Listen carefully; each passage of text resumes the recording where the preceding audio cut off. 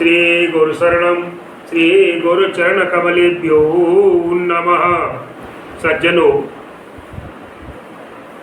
देखिए आज का मुख्य प्रसंग है कि संस्कारित जीवन में पालन करने योग्य आवश्यक बातें क्या है। कहने का लोग कह तो देते हैं कि संस्कार अच्छे डालना चाहिए, तो अच्छे संस्कार युक्त जीवन जीने के लिए हमें किन किन बातों का ध्यान रखना चाहिए। अपने बच्चों में संस्कारों की ऐसी कौन सी माला है जिस माला में उनको पिरो करके रखना चाहिए। तो इसके लिए आपको आज बहुत सारी बातें इस वीडियो में बताने जा रहा हूँ।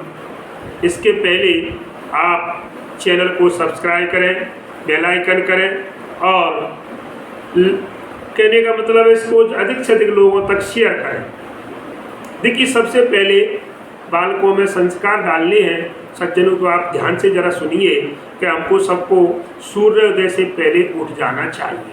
ये बिल्कुल शरीर को स्वस्थ रखना है, परमात्मा को प्रसन्न करना है और अपनी दिनचर्या सही बनानी है सुबह से शाम तक, तो हमें सूर्योदय से पहले उठ जाना चाहिए और उठ करके भगवान का स्मरण करना चाहिए।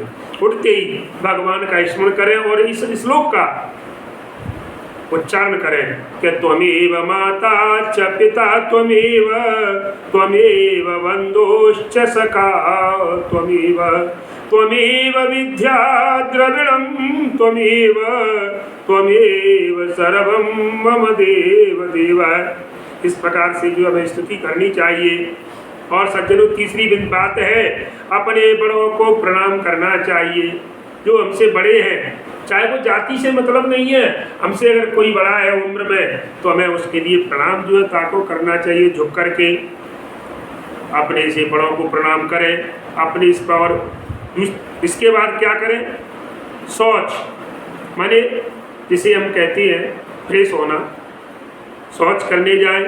उसके बाद स्नान करें, स्नान करके जो है दंड बैठक दौड़ कुश्ती आदि जो व्यायाम बताई गई है उसको जो है शारीरिक और आसन प्राणायाम आदि जो यौगिक व्यायाम है वे भी हमें करने चाहिए।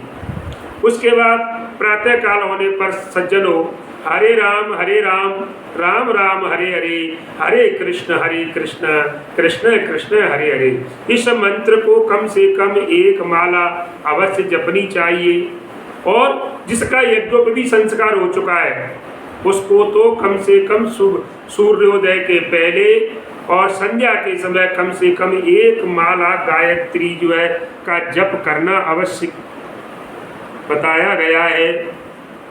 और सज्जनों, जो बच्चे होते हैं विद्यालय में उनको ठीक समय पर पहुंच जाना चाहिए और भगवत स्मरण पूर्वक जो है मन लगा करके पढ़ना चाहिए।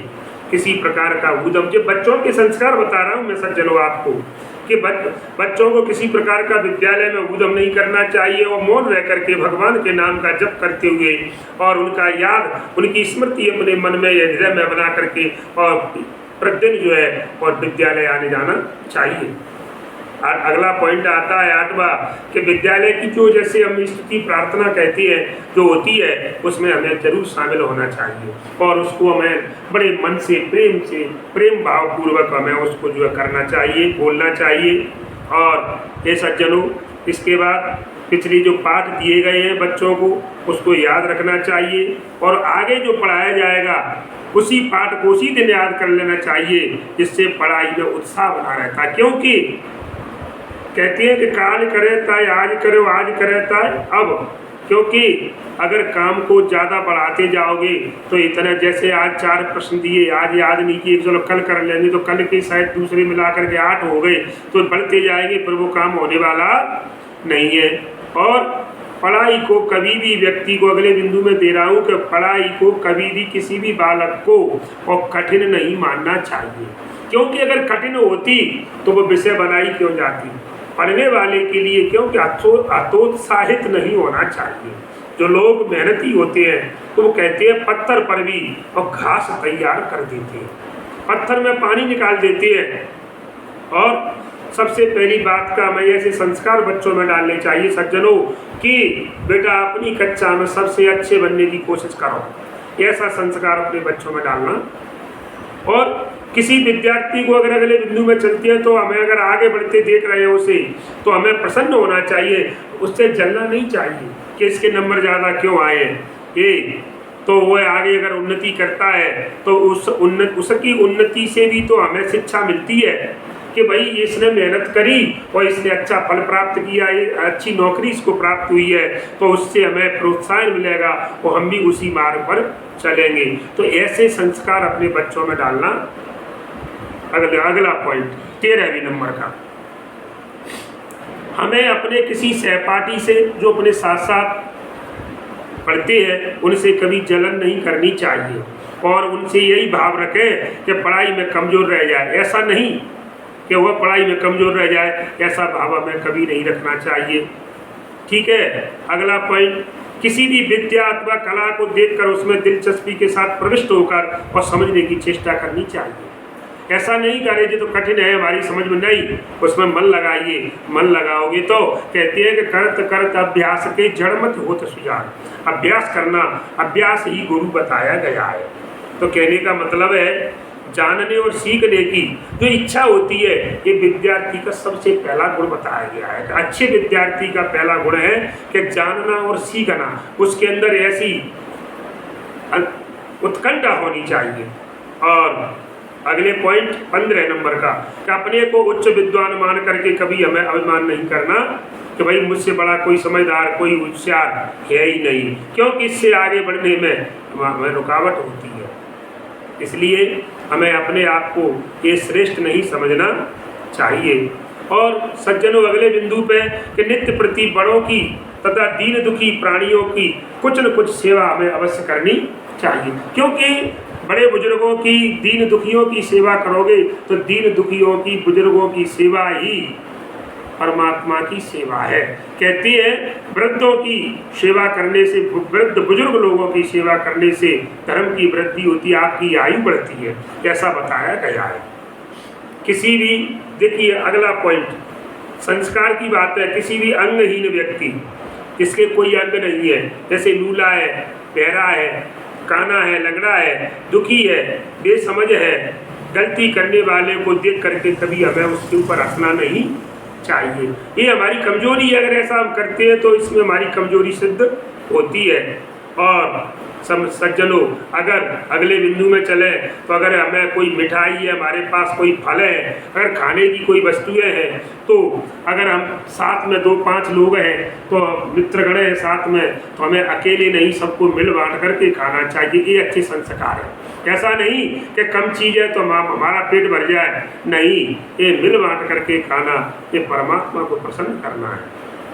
19वां पॉइंट, न्याय से प्राप्त हुई चीज को ही काम में लाना चाहिए। देखिए वो पैसा, वो वस्तु हमें काम में लेनी चाहिए जो कि न्याय से कमाई गई। मतलब कहने का मतलब है जिसको कमाने में हमने किसी प्रकार का कोई गलत तरीके से वो पैसा नहीं कमाया, तो उसे ही काम में लें, अथवा अन्याय का पैसा अपने काम में नहीं रहना चाहिए, नहीं तो वो सिरदर्द बनेगा। 20वां पॉइंट, दूसरे की चीज उसके देने पर भी न लेने की चेष्टा रखनी चाहिए। कोई भले ही दे रहा है हमें कि ले लो, लेकिन फिर भी हमें मना कर देना चाहिए कि नहीं, क्योंकि बिना पैसे से खरीदी हुई वस्तु वो दान माना जाता है। और दान लेने पर जब तक वो दान आपके घर में, आपकी जीभ में, आपके पेट में रहेगा, तब तक आपका भजन पानी सब उसी का माना जाएगा। सज्जनों, तो ध्यान दीजिए, जब तक जहाँ तक हो सके अपनी वस्तुओं से ही काम चलाएं, दूसरे की दी हुई वस्तुओं को ग्रहण न करें। और अगली बात, हर एक आदमी के द्वारा स्पर्श की हुई मिठाई और अन्न की बनी हुई खाद्य वस्तुएं हमें अनजान व्यक्ति के हाथ से बनी हुई चीज़ों को कभी नहीं खानी।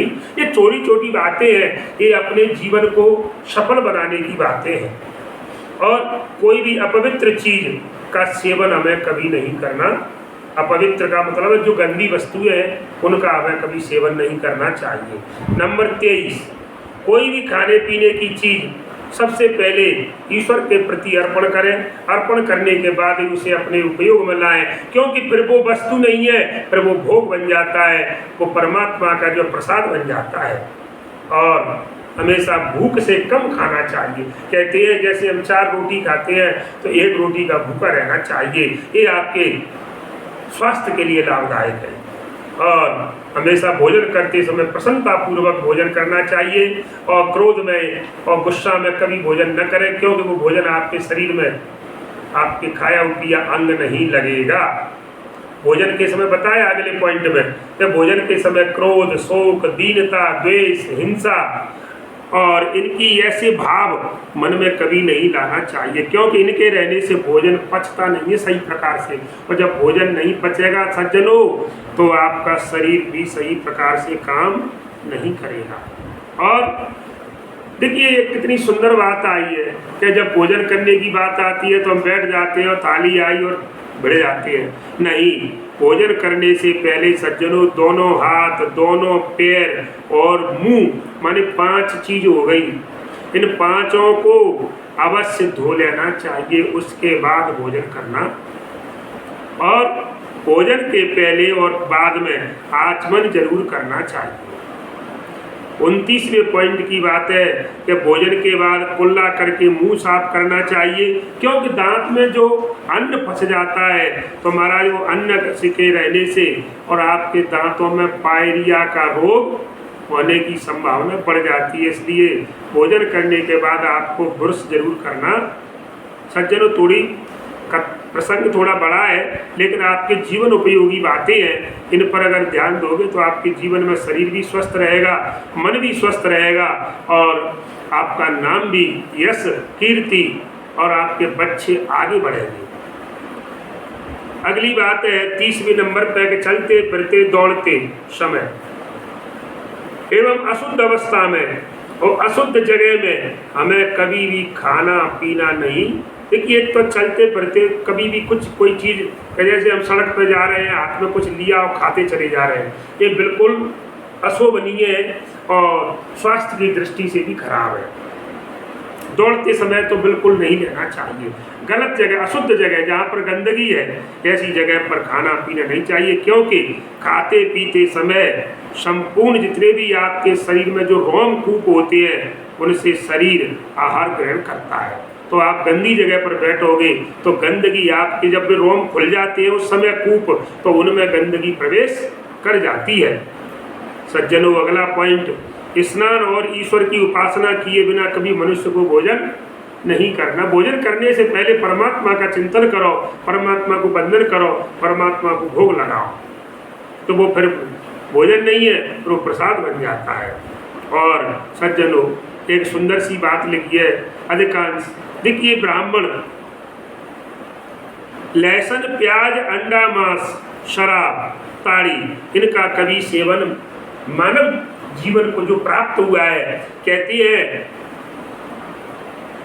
कि ये बड़े भाग्य मानुष तन पावा, सुर दुर्लभ सदग्रंथन।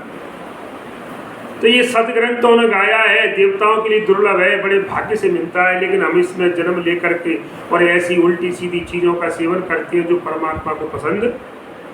और सज्जनों, देखो ये बातें आप वर्तमान में इस बात को लोग सुनेंगे तो मजाक सुनेंगे। क्या कहेंगे कि जैसे बताया कि लेमनेड है, सोडा है और जो बर्फ है उसका हमें सेवन नहीं करना चाहिए, ये बहुत गलत अशुद्ध होती है। उत्तेजक पदार्थ होते हैं जो शरीर में उत्तेजना लाते हैं, ऐसी उत्तेजक और पदार्थों को, मिर्ची ज़्यादा युक्त, ज़्यादा खट्टे, ज़्यादा चटपटे, ऐसे पदार्थों का कदापि सेवन नहीं करना चाहिए। मिठाई, नमकीन, बिस्कुट, दूध, दही, मलाई और चाट, ये बाजार की चीज़ें हमें कभी नहीं खानी चाहिए, क्योंकि दुकानदार लोग के बस क्या करता है, आपके स्वास्थ्य और शुद्धि की ओर ध्यान नहीं देता और वो अपनी वस्तुओं को बेचने के चक्कर में हमारी चीज़ अधिक से अधिक बिचे, तो उनकी जो प्रचार प्रसार में पैसा खर्च करके और क्वालिटी खराब कर देती है, इससे हमारे शरीर को बीमारियां होने की संभावना रहती है। बीड़ी, सिगरेट, भांग, चाय आदि नशीली चीज़ों का मनुष्य को कभी सेवन नहीं करना चाहिए। और अन्न और जल के सिवाय किसी और चीज की आदत हमें नहीं डालनी चाहिए। केवल भूख लगे तो भोजन करो और पानी पियो, उसके अलावा उल्टी सीधी चीजों का सेवन हमें अपने बच्चों में संस्कार नहीं डालने चाहिए। और सज्जनों, आज मैं संस्कारों की माला बता रहा हूँ कि संस्कारों की माला कितनी लंबी है। 38वां पॉइंट बताने जा रहा हूँ। आज लगभग मैं आपको 70 पॉइंट बताऊंगा कि दांतों से कभी भी नाखून नहीं काटना चाहिए। ये बिल्कुल गांठ लगा लो। 39वां नंबर, दांतुन कुल्ला करने के समय को छोड़कर जब केवल दांतुन कुल्ला करें उसी समय मुंह में उंगली जाना चाहिए, लेकिन उसके बाद में पूरे 24 घंटे कभी भी मुंह में उंगली नहीं जानी चाहिए। ये बिल्कुल गांठ लगा दो आप। और अब इस बात को, बड़ी मुश्किल की बात है, मैं जो अगला पॉइंट बताने जा रहा हूँ कि जो हम पुस्तक पढ़ते हैं आजकल तो लोग, अरे सुंदर सदग्रंथ है, रामचरितमानस जैसे, महाभारत जैसे सदग्रंथों को भी लोग, और जब पेज पलटते हैं तो नहीं पलटता तो थूक लगा करके पलट देते हैं। तो सज्जनों, पुस्तक के पन्नों को उंगली में थूक लगाकर कभी पलटना नहीं। अरे उसके लिए अगर आपको दिक्कत है तो एक कटोरी में पानी रख लो ना वहाँ पर, और उस पानी से गीला करके और पलट लो।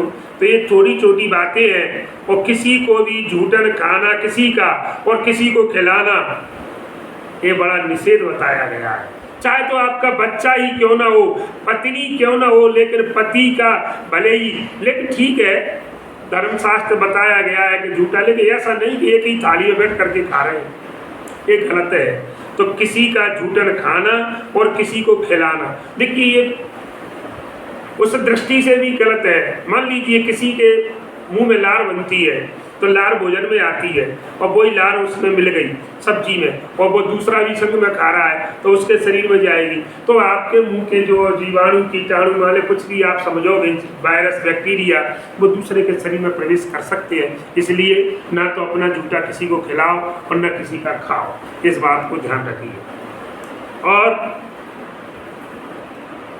कभी झूठ नहीं बोले, हमेशा सत्य भाषण करना चाहिए।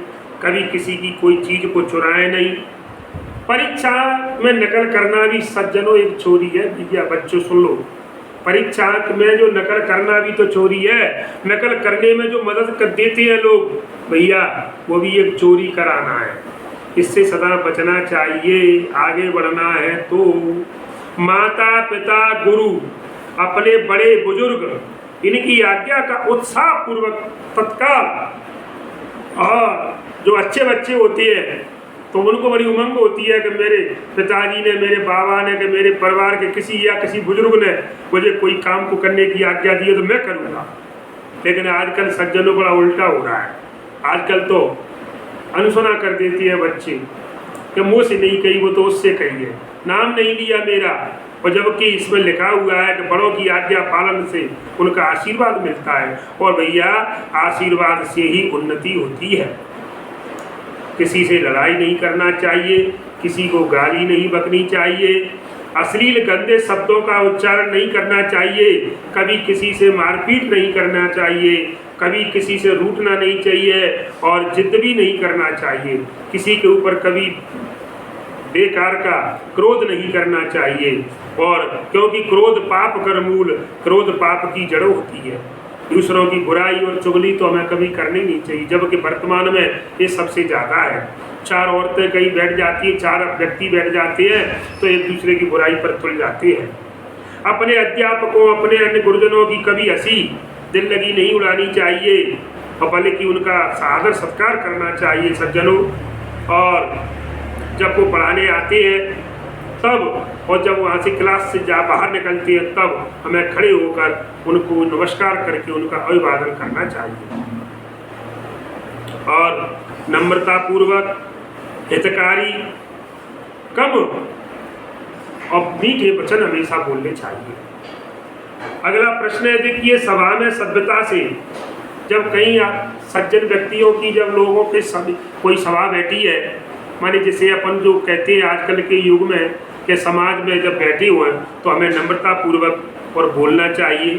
और बीच में जैसे कोई बैठा हुआ है तो उसको लांग करके हमें आगे नहीं निकलना चाहिए। और सज्जनों, इसमें अगला पॉइंट है कि किसी सभा में या सत्संग में जाते समय अपने पैर का किसी दूसरे से स्पर्श न हो जाए, इसका हमें विशेष ध्यान रखना चाहिए। क्योंकि अगर किसी को पैर लग जाएगा तो अगर लग जाता है भूल से मान लो, तो उससे हाथ जोड़कर हमें क्षमा याचना कर लेनी चाहिए। और सभा में बैठे हुए मनुष्यों के बीच में कभी जूते पैर करके नहीं जाना चाहिए। अगले बिंदु में, सभा में भाषण या प्रश्नोत्तर के समय सभ्यता पूर्वक करें और सभा में अथवा पढ़ने के समय बातचीत नहीं करनी। बड़ी सुंदर बात कही है अगले बिंदु पर कि सबको अपने प्रेम भरे व्यवहार से मनुष्य को संतुष्ट करना चाहिए। कि वाणी ऐसी बोलिए मन को आपा खोए। वाणी मनुष्य की यही सबसे बड़ी चीज है। वाणी बली अनमोल होती। महाराज कहते हैं, कौआ किसको धन भरे और कोयल किसको दे। कौआ किसी को छुड़ाता है, कोयल कुछ देती नहीं है, लेकिन मीठी वाणी बोलकर जग अपना कर ले। मीठी वाणी से संसार को अपना बना लेती है। कभी महाराज प्रमाद और उद्दंडता नहीं करनी चाहिए। पैर, सिर और शरीर को बार बार हिलाते रहना, ये आदतें बहुत बुरी है। लोग बैठ जाते हैं कुर्सी पर, खटिया पर, और पैर को हिलाते हैं, हाथ को हिलाते। सबसे अधिक है पैर हिलाना। ये आदत बहुत बुरी है, इससे मनुष्य को बचना। और कभी किसी का अपमान या तिरस्कार नहीं करना चाहिए। कभी किसी को जी नहीं दुखाना चाहिए। कभी किसी की दिल लगी माने हंसी मजाक, किसी की हंसी नहीं उड़ाना चाहिए। अपनी वेशभूषा और देश के समाज के अनुकूल रहना चाहिए। भड़कीले, पेशनदार और शौकीन कपड़े हमें नहीं पहनने। कहने का मतलब है जैसे हमारा देश है वैसा भेष बना करके अपने देश की पहचान हमें विदेशी सभ्यता का बिल्कुल पालन नहीं करना चाहिए। अधिक तरह जो आजकल के फैशन में इत्र, फुलेल, पाउडर, क्रीम और जो चर्बी से बने हुए साबुन है, वैसलीन वगैरह, इनसे हमें बचना चाहिए। अपने जीवन को खर्चीला न बनाइए सज्जनों। ये रहन सहन सादा, कहते हैं सादा जीवन उच्च विचार। खान पान, पोशाक, पहनावा, ये कम से कम खर्च करें और बचत करना ये सबसे अच्छी चीज़ है। शरीर को, कपड़ों को साफ और शुद्ध, भले ही पुराने कपड़े हों, लेकिन देखिए यही तो मैंने तुम्हें बताया था कि मैले कपड़े कर्ज सिर, कि कपड़ा मेला और कर्जा अगर सिर पर हो, ये नरक के लक्षण है सब। इसलिए हमें कपड़े भले ही हमारे पुराने हों, लेकिन हमें उनको साफ सुथरे रखना चाहिए। जुआ है, ताश है, चौपड़ है, शतरंज, ये हमें कभी ऐसे खेल नहीं खेलने चाहिए।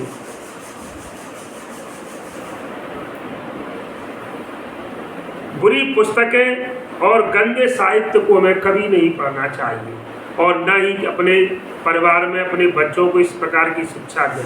बुरी पुस्तकें हैं, गंदे साहित्य हैं। आजकल मोबाइल में गंदी गंदी बातें, अश्लील फिल्में दिखाई जाती हैं, तो इनसे हमें बचना चाहिए। गीता, रामायण, धार्मिक जो ग्रंथ हैं, इनका हमें अभ्यास करते रहना चाहिए। और सज्जनों, अपने ध्येय, अपना जो विचार है हमेशा उच्च रखना चाहिए। अरे हमारे पास पैसा नहीं है तो क्या, हमारे पास परमात्मा ने मन दिया है, हृदय दिया है, हमें ऊंची सोच रखना चाहिए, ऊंचे विचार रखना चाहिए। परमात्मा आपकी इच्छा एक दिन अवश्य पूरी करेगा। किसी को भी किसी काम को कभी असंभव नहीं मानना चाहिए, क्योंकि अरे जिसके ऊपर कृपा राम की हो जाए, उत्साही जो व्यक्ति होते हैं, लगन से काम करने वाले व्यक्ति होते हैं ना, तो कठिन से कठिन काम भी उनके लिए सुगम। जैसे हनुमान जी के लिए कि कहाँ से जड़ी बूटी लेने के लिए, संजीवनी लेने के लिए पहुँचाए, लेकिन समझ मैंने पूरे पर्वत को उठा लाए। तो उत्साह एक ऐसी चीज़ होती है। किसी भी काम को करने में पहले परमात्मा को अपना आदर्श माने और परमात्मा श्री राम का जो है नाम लेकर वो किसी कार्य को करेंगे तो आपको उसमें सफलता मिलेगी। भगवान को इष्ट मानकर हर समय उनका आश्रय रखकर किसी प्रकार की चिंता न करें, अपना कार्य स्वयं करें। यथासंभव दूसरे से अपनी सेवा न, जहाँ तक हो सके अपनी सेवा दूसरों से कभी नहीं करवानी चाहिए। और हमेशा मनुष्य को प्रसन्न चित्त रहना चाहिए। और धर्म पालन करने में और कुशल प्रसन्नता पूर्वक अपने कष्टों के भले ही सहन करो, लेकिन धर्म को पालन में कष्ट तो आते हैं। देखिए, जैसे हमारे कहते हैं कि अपनी पत्नी, अपने पुत्र और खुद राजा हरिश्चंद्र बिछ गए, काय के लिए? धर्म के लिए, सत्य के लिए। तो धर्म में देखिए कष्ट तो आते हैं, लेकिन धर्म पालन करने में उन कष्टों को भी हमें प्रसन्नता पूर्वक उनको जो है सहन कर लेना चाहिए। और अगर कष्ट परमात्मा ने दिया है तो उस कष्ट को भी परमात्मा का प्रसाद समझ करके हमें उसको स्वीकार कर लेना चाहिए। ध्यान दीजिए सज्जनों, अपने से अपनों में बड़प्पन का अभिमान न करें, दूसरों को छोटा मानकर कभी उनका तिरस्कार न करें, और किसी से घृणा, जिसे नफरत कहती है, इसे कभी नहीं करनी चाहिए। और अपना बुरा करने वाले के प्रति भी हमें दुख पहुंचाने का प्रयास कभी नहीं करना। चाहे तुम हमारा बुरा करो, लेकिन हम परमात्मा से ये विनय करेंगे कि प्रभु इसको सद्बुद्धि देना, जिससे कि आगे इस प्रकार के विचार इसके मन में ना आए।